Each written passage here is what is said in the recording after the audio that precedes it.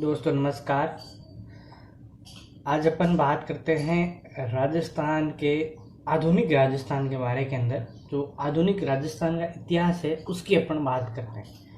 सबसे पहले उस इतिहास के अंदर जब इतिहास पढ़ेंगे आधुनिक, तो उसके अंदर 18 क्रांति और आंदोलन इससे संबंधित जो क्वेश्चन आते हैं वो आधुनिक राजस्थान के, और एग्जाम के लगभग यही क्वेश्चन आजकल पूछे जाते हैं।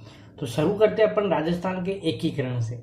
राजस्थान का एकीकरण कैसे हुआ और किन किन कमेटियों का गठन किया गया और कितने चरणों के अंदर हुआ, इसकी अपन बात करेंगे।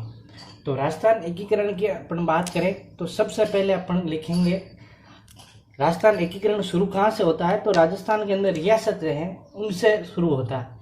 तो कई बार एक क्वेश्चन पूछा जाता है, राजस्थान आज़ादी के समय कौन सी रियासत थी राजस्थान की जो दो मुस्लिम रियासत थी। ये ऐसे लगभग क्वेश्चन पूछे जाते हैं, रियासत विभाग गठन, इन तरह के क्वेश्चन। पहले अपन ये पढ़ेंगे, फिर अपन एकीकरण के जो चरण है वो पढ़ेंगे, क्योंकि क्वेश्चन यहाँ से शुरू होते हैं और एकीकरण से वहाँ पर एक का दो क्वेश्चन होता है। तो शुरू करते हैं अपन राजस्थान एकीकरण से। तो देखना आप, इतना बढ़िया डीप के अंदर मिलेगा आपको ये नोट्स। आप एक बार जरूर देखना इस क्लास को, आपको बहुत ही अच्छा लगेगा। और जो क्वेश्चन आएंगे वो लगभग इसी क्लास के अंदर, आपको जो भी क्वेश्चन आएंगे कभी एकीकरण की इस क्लास से बाहर नहीं निकलेंगे। तो शुरू करते हैं अपन एकीकरण की। तो आज़ादी के समय पालनपुर और टोंक ऐसी रियासत थी जहां पर मुस्लिम शासक थे। आज़ादी के समय, तो लिखो आज़ादी, अपन राजस्थान की बात करते हैं तो अपन राजस्थान से संबंधित ही क्वेश्चन करेंगे। आज़ादी के समय पालनपुर, एक तो है पालनपुर, अभी वर्तमान के अंदर ये पालनपुर राजस्थान के अंदर नहीं है, क्यों एकीकरण के समय इसको दूसरी जगह ट्रांसफर कर दिया।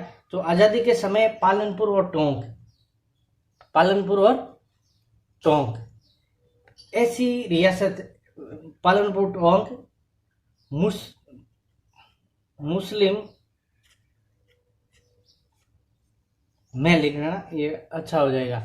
पालनपुर और टोंक में मुस्लिम शासक थे। तो क्वेश्चन आ जाए आपको, दो ऐसी रियासत थी आज़ादी के समय, कौन कौन सी, एक तो पालनपुर एक टोंक, जहां पर कौन से शासक थे, मुस्लिम शासक थे। फिर बात आती है, जब आजाद भारत हुआ था तो एक गठन किया गया विभाग का, उसका नाम था रियासती विभाग। कौन सा? रियासती विभाग। तो लगो पहले ये सब कुछ रियासती विभाग द्वारा किया गया कि किसको किस जगह लगा, ये रियासत को किस जगह लाना है, किसको ट्रांसफर करना है, किसको दूसरी जगह इनको इकट्ठा करना है, ये काम सारे किसने किया? रियासती विभाग ने। तो लगाओ ये रियासती विभाग का गठन इंपॉर्टेंट है। रियासती विभाग का गठन इंपॉर्टेंट है। रियासती विभाग कैसे इंपॉर्टेंट है, ये सारे काम यही देखा था, जो रियासत संबंधित सारे काम थे आज़ादी के समय, इसने रियासती विभाग ने उनको इकट्ठा किया और एक अखंड भारत का निर्माण किया गया। तो रियासती विभाग का गठन कब किया गया? तो ये क्वेश्चन पूछा जाता है 5 जुलाई 1947 को रियासती विभाग का गठन किया गया। और इसका अध्यक्ष किसको नियुक्त किया गया? इसका अध्यक्ष अपने सरदार पटेल को नियुक्त किया। किसको? सरदार पटेल को। और इसका इंपॉर्टेंट सचिव है, सचिव, या इसको कभी कभी क्वेश्चन आ जाता है सलाहकार, सचिव या सलाहकार बोल सकते हैं। इस सचिव का पद किसको दिया गया? वीपी मेनन को दिया गया। और ये कभी बार क्वेश्चन पूछा था, इंपॉर्टेंट पार्ट है ये अपने राजस्थान के संबंधित वीपी मेनन, क्योंकि वीपी मेनन कई ऐसे रियासत थी जो पाकिस्तान में विलीन होना चाहते थे, लेकिन वीपी मेनन और सरदार पटेल की सूझबूझ से वो भारत के अंदर विलीन हो गई। कैसे हुई अपन आगे बात करेंगे। फिर जब ये विभाग तो गठन कर दिया गया, फिर अंग्रेजों ने, आपको पता है, दो ऐसी डिमांड रखी कि या तो कोई रियासत स्वतंत्र रह सकती है, या भारत में मिल सकती है, या पाकिस्तान में मिल सकती है। दो ऐसे प्रपत्र जारी किए।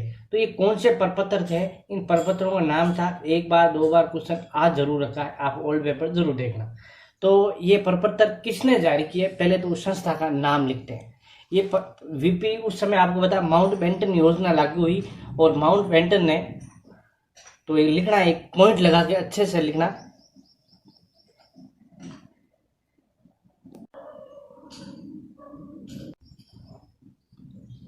लिखो माउंट बेटन ने नरेंद्र मंडल बुलाया। नरेंद्र मंडल आपको क्या है पता है? नरेंद्र मंडल का सम्मेलन बुलाया। नरेंद्र मंडल का सम्मेलन बुलाया। कब बुलाया? 25 जुलाई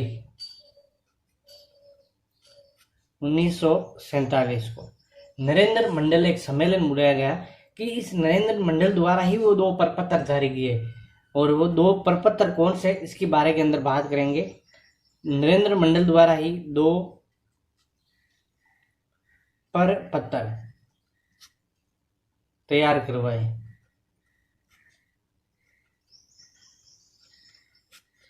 कौन से 2 प्रपत्र थे उसकी अपन बात करेंगे। पहला प्रपत्र था, 2 प्रपत्र थे, किसने? नरेंद्र मंडल ने। कुछ सुना सकता है आपको, यहां से थोड़ा ध्यान रखा।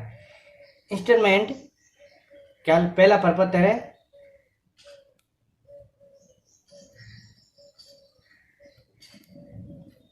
Instrument of action. ओके, मतलब ऑफ एक्शन।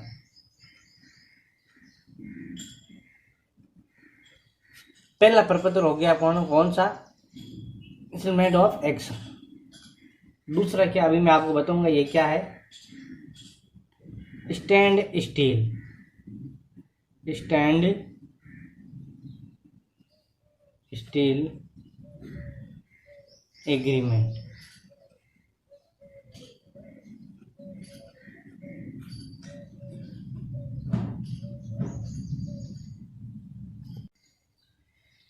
इस 2 प्रपत्र के अंदर पहला है इंस्ट्रूमेंट ऑफ एक्शन। इसको अपने एक नाम बोलते हैं, क्या कहते हैं? मिलाप पत्र। क्या बोलते हैं इसको? मिलाप पत्र। यहां लिखना आप, मिलाप पत्र। इसको अपन बोल सकते हैं मिलाप पत्र। जो इंस्ट्रूमेंट ऑफ एग्रीमेंट है, स्टैंड स्टील एग्रीमेंट, इसको बोलते हैं यथा स्थिति। क्या बोलते हैं? यथा स्थिति के लिए। अगर किसी रियासत को यथा स्थिति रखनी है तो आप किसके अंदर स्टैंड स्टील का एग्रीमेंट करेगा, और जिसको मिलाप करना है भारत के अंदर या पाकिस्तान, वो करेगा स्टेटमेंट ऑफ एक्शन मिलाप पत्र पर। ये 2 प्रपत्र जारी किए। क्यों? अंग्रेजों की एक ही चाल थी कि भारत को छोटे छोटे टुकड़ों के अंदर विभाजित कर दिए। तो इन्होंने क्या किया? 2 प्रपत्र। लेकिन सरदार पटेल और वीपी मेनन की सूझबूझ से अखंड भारत का निर्माण हो सका। फिर सबसे पहले कौन सी रियासत थी जिसने इस एक्शन पत्र लगभग किस पर हस्ताक्षर कराए? वीपी मेनन और पटेल ने इंस्ट्रूमेंट ऑफ एक्शन, मतलब पहले प्रपत्र पर। इस पहले वालों पर लगभग हस्ताक्षर करवाए। कौन कौन से, उसके बारे के अंदर बात करेंगे। सबसे पहले बीकानेर का कौन सा था? बीकानेर का शार्दुल सिंह। बीकानेर का शार्दुल सिंह। तो लिखो बीकानेर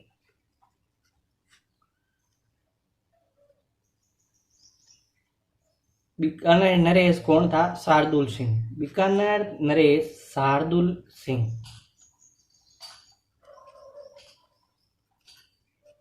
बीकानेर में शार्दुल सिंह हस्ताक्षर करने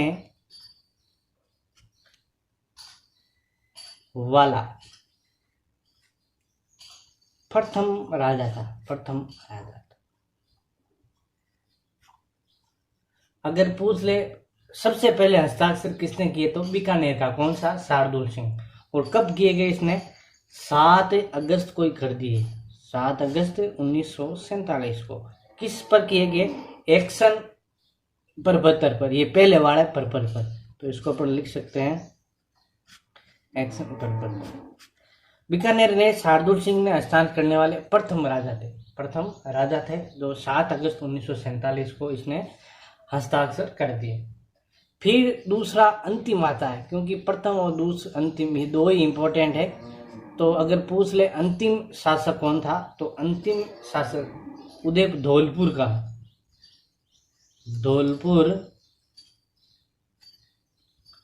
का उदय भान सिंह। कौन थे? उदय भान सिंह।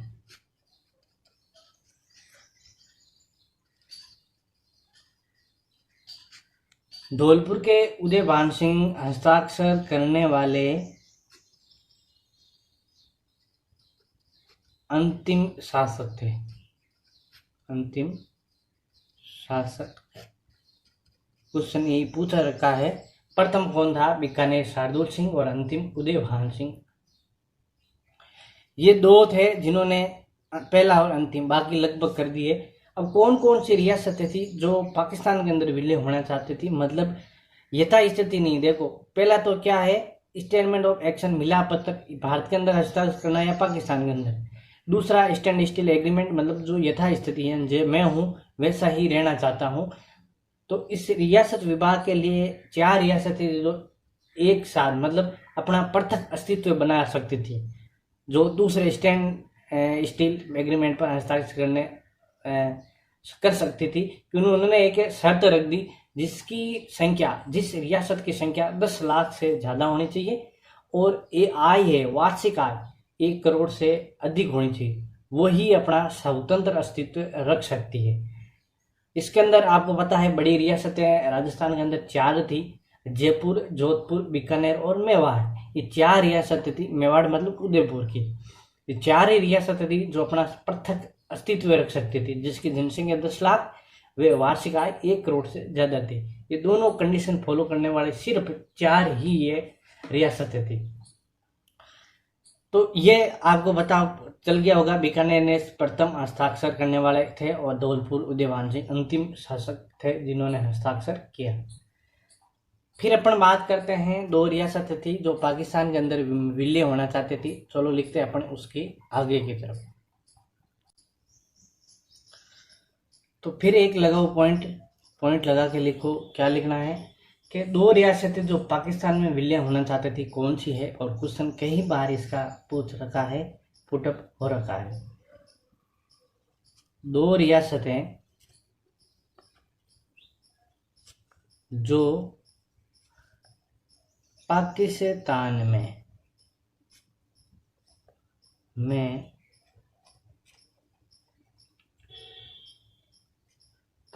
में विलय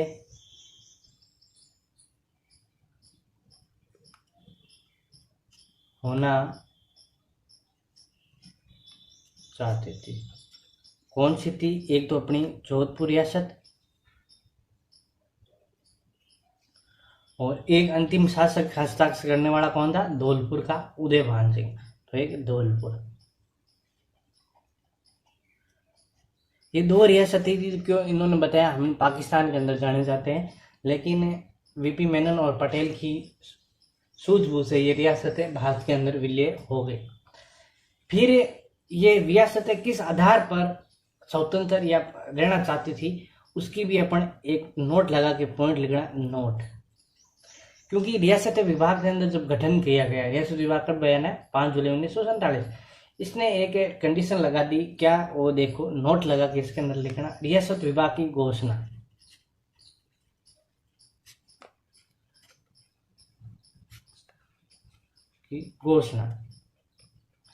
रियासत विभाग ने घोषणा करी, क्या क्या कि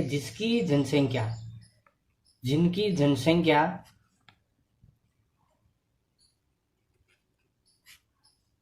10 लाख, वे जनसंख्या कितनी होनी चाहिए? 10 लाख, वे वार्षिक आय, और इसका क्वेश्चन आ रखा है कई बार आपको, वार्षिक आय 1 करोड़ होनी चाहिए। 1 करोड़ रुपए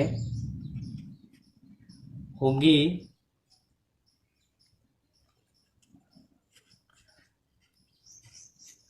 वही पृथक अस्तित्व रख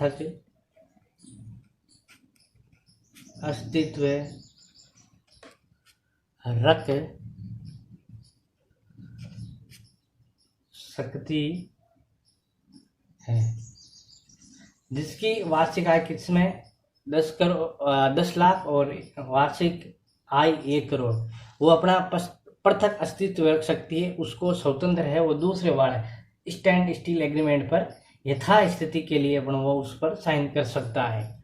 तो इसके अंदर 4 रियासत थी, कौन कौन सी, इसमें कौन 4 रियासतें रखी आती है, कौन कौन सी है। एक तो अपने जयपुर की, एक अपने जोधपुर की, जयपुर, जोधपुर और बीकानेर, और एक अपने है मेवाड़, जिसको अपन उदयपुर भी कह सकते हैं, मेवाड़। ये 3 रियासतें थी जो अपना 4 रियासतें थी, क्या, जयपुर, जोधपुर, बीकानेर और मेवाड़, ये 4 रियासतें थी जो अपना स्वतंत्र अस्तित्व रख सकती थी। 4 रियासतें कौन सी, जयपुर, जोधपुर, बीकानेर और मेवाड़। फिर राजस्थान के अंदर 19 रियासतें थी। कितनी रियासतें थी, 19। राजस्थान के अंदर 19 तो रियासतें थी, और 3 क्या थे, ठिकाने। ठिकाने मतलब छोटे ठिकाने होते हैं ना, उनको बोलते हैं। अभी कौन कौन से हैं छोटे, 3 रियासतें प्लस 19 रियासतें प्लस 3 ठिकाने, और एक था आपका केंद्र शासित प्रदेश, कौन सा, अजमेर। एक केंद्र शासित प्रदेश,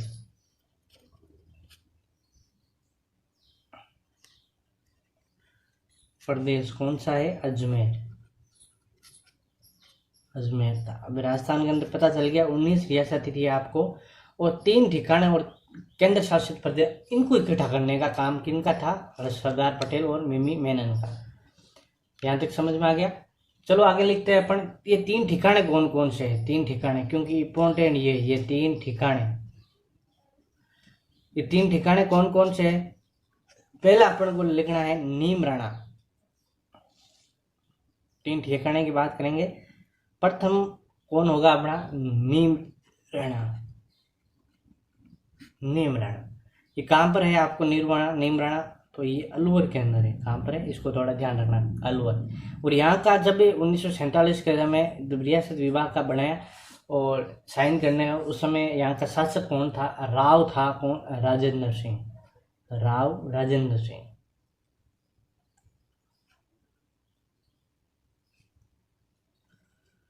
राव कौन, राजेंद्र सिंह था यहाँ का ठिकानेदार।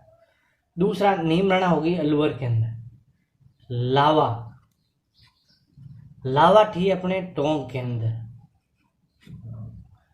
टोंक क्या थी, मुस्लिम रियासत थी, मैंने आपको पहले ही बता दिया, पालनपुर और टोंक।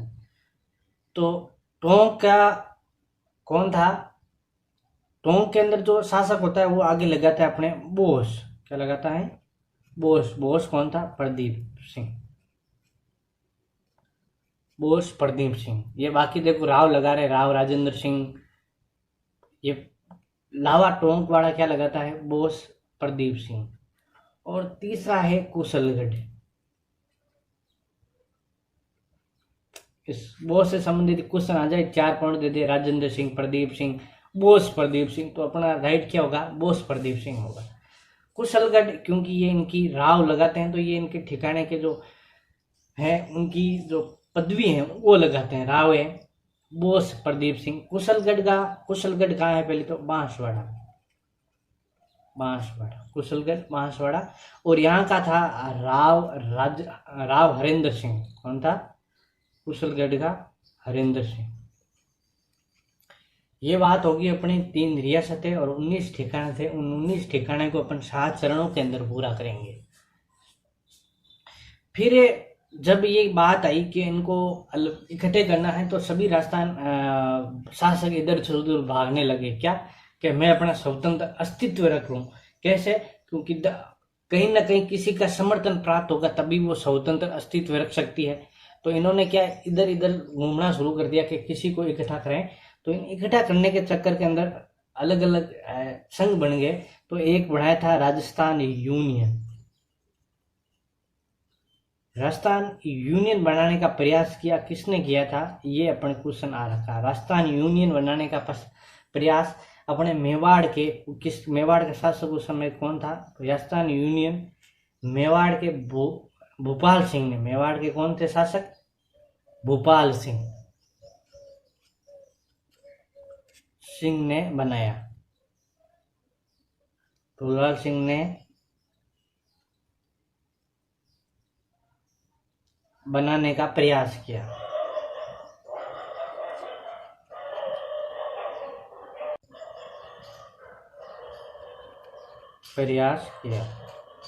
किसने किया? राजस्थान यूनियन। मेवाड़ के जो भूपाल सिंह थे उन्होंने राजस्थान यूनियन बनाने का प्रयास किया, राजस्थान यूनियन। और क्वेश्चन यहाँ से आ रखा है, राजस्थान यूनियन बनाने का प्रयास किसने किया? मेवाड़ के भूपाल सिंह ने इनको बनाने का प्रयास किया। इसके अंदर जयपुर, बीकानेर और जोधपुर 3 रियासतें के अंदर शामिल नहीं हुई, बाकी सभी रियासतें शामिल हुई। कौन कौन सी? जयपुर, बीकानेर, जोधपुर। लेकिन ये बाद के अंदर क्या हो गया? असफल हो गया। 3 रियासतें थी जो इसके अंदर शामिल नहीं होना चाहते थे, जयपुर, बीकानेर और जोधपुर, क्योंकि अलग अलग इन्होंने भी संघ बनाए। तो ये हो गया अपन राजस्थान यूनियन बनाने का प्रयास किसने किया था? मेवाड़ ने, मेवाड़ के भूपाल सिंह। फिर जयपुर ने बनाया था अपने क्या? राजपूताना संघ। राजपूताना संघ। ये राजपूताना संघ किसने बनाया था? जयपुर के शासक ने बनाने का प्रयास किया। जयपुर ने बनाने का प्रयास किया। बस क्वेश्चन यहीं से ही पूछा जाता है, प्रयास किया कि ये किसने बनाया था, ये किसने बनाया था। इसके अंदर ही जयपुर के पीएम थे कौन? कृष्णाचारी। उन्होंने इसको प्रयास किया था। तो आगे अपन सबके पीएम लिख लेंगे। तो अगर आप चाहो तो ये बनाने का प्रयास किसने किया, तो यहाँ पर एक छोटा लिख देना। पीएम था जयपुर का पीएम, जयपुर पीएम कौन? बीटी कृष्णाचारी। बीटी कृष्णाचारी ये जयपुर के उस समय पीएम थे, मतलब प्रधानमंत्री। उन्होंने एक सम्मेलन बुलाया और राजपूताना संघ बनाने का प्रयास किया, लेकिन ये भी आगे जाके क्या हुआ? असफल हो गया। फिर और भी रियासतें, जो बड़ी बड़ी रियासतें, लगभग उन्होंने संघ बनाने का प्रयास किया। और अपन इनकी बात करेंगे। क्वेश्चन यहाँ से बहुत बार आता है। राजस्थान यूनियन, राजस्थान राजपूताना संघ, 2 अपन ने पढ़ लिए। ये राजस्थान यूनियन बनाने का अपने काम किया मेवाड़ ने, और राजस्थान संघ बनाने का काम जयपुर के पीएम कौन? बीटी कृष्णाचार्य। इसके बाद अपने बात आती है बीकानेर के शासक। बीकानेर शासक ने एक लुहारू राज्य है, लुहारू राज्य, जिसको बीकानेर का आसपास का जो क्षेत्र था वो समय लुहारू राज्य के रूप में था। उस लुहारू राज्य को अपने अधीन करने का प्रयास किया, लेकिन वो भी क्या हुआ? असफल रहे। क्योंकि ये इन्होंने क्या सोचा कि अपन या तो इतनी बड़ी रियासत कर ले अपनी, के जो रियासत विभाग है उसके सामने अपन कह सकते हैं हमारी इतनी बड़ी है, हम इसके अंदर अपना खुद का अलग अस्तित्व रख लेंगे। लेकिन ऐसा हुआ नहीं, क्योंकि किसी को भी सबका अस्तित्व अपना अपना सही है बोल रहा है, ये हो सकता है मैं अलग ये बना लेगा, अपने इसके अधीन हो जाएंगे। और इस चक्कर के अंदर कोई भी संघ बनाया वो असफल रहा। राजस्थान यूनियन भी असफल रहा, राजस्थान संघ भी असफल रहा। आगे बात करेंगे अपन। तो बीकानेर का एक शासक, बीकानेर का भी मैंने बताया, बीकानेर ने लुहारू राज्य है उसको मिलाने का प्रयास किया। क्वेश्चन आ जाए तो लुहारू राज्य मिलाने का प्रयास किसने किया था? बीकानेर के शासकों ने इसको मिलाने का, लुहारू राज्य मिलाने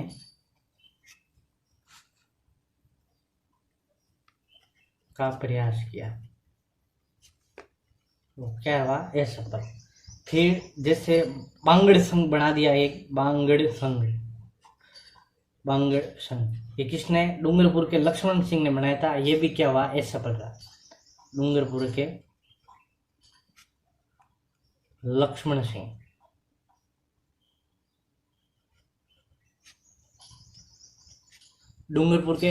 सिंह था, उसने भी बनाया था कौन सा? बांगड़ संघ। एक था बनाया अपने कोटा संघ। क्वेश्चन आ जाएगा, पूरा लिखा रहा हूं मैं। कोटा के किसने बनाया था? ये कोटा का शासक कौन? भीम सिंह। ये दोनों क्या हुए? बनाने का प्रयास किया। कोटा संघ किसने बनाया था? कोटा के भीम सिंह ने बनाया था। और ये भी क्या हुए? असफल रहे। तो यहाँ पर लिखना असफल रहे। समझ में आ गया यहाँ तक? तो ये छोटे छोटे संघ थे जिन्हों अपने पढ़ लिया है छोटे छोटे संघ के अंदर। फिर इन छोटे छोटे संघ के अलावा मेव, आपको पता है मेव एक जगह है, मेव स्थान अपन क्या कहते हैं, या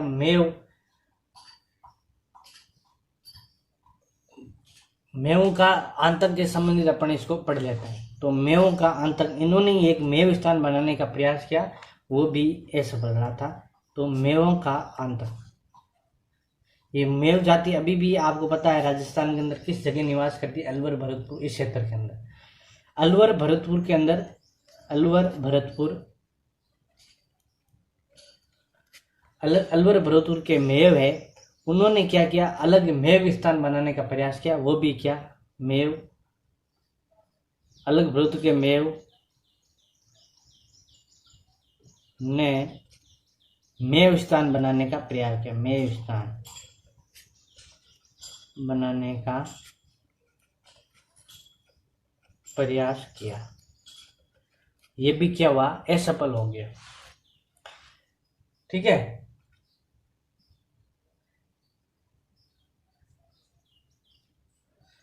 फिर आज था अपने राजस्थान निर्माण की विभिन्न चरण। ये थी अपनी बेसिक जानकारी जिसके अंदर अपन ने पढ़ा था।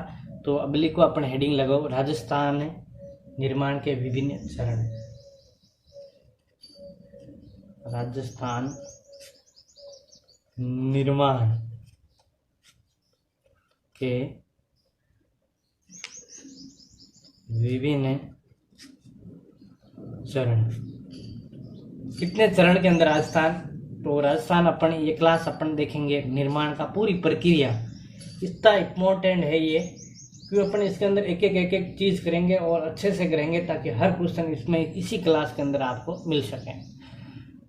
तो अगली क्लास के अंदर अपन देखें राजस्थान के जो चरण है, आपको एक साथ ट्रिक के अनुसार बता दूंगा, याद करने का आसान तरीका बताऊंगा ताकि आप कभी भी ये 7 चरण नहीं भूलेंगे। शुरू का ये चीज़ थी, ये आपको कई बार एग्जाम के अंदर पूछा जाता है और कोई लिखाता भी नहीं है। ये मैंने आपको लिखाया है क्योंकि क्वेश्चन यहीं से ही पूछे जाते हैं। तो ये थी अपनी आज की क्लास जिसके अंदर अपन ने देखा था राजस्थान एकीकरण के जो शुरू का टॉपिक है वो, और इसको अपन बोलते हैं आधुनिक राजस्थान। तो अब मिलेंगे अपन नेक्स्ट क्लास के अंदर जिसके अंदर अपन राजस्थान एकीकरण के बारे के अंदर बात करेंगे, विस्तार से चर्चा करेंगे। तो आपको ये क्लास कैसी लगी कमेंट्स के अंदर जरूर बताना। कोई भी आपका डाउट हो, क्वेश्चन हो तो कमेंट्स जरूर करना।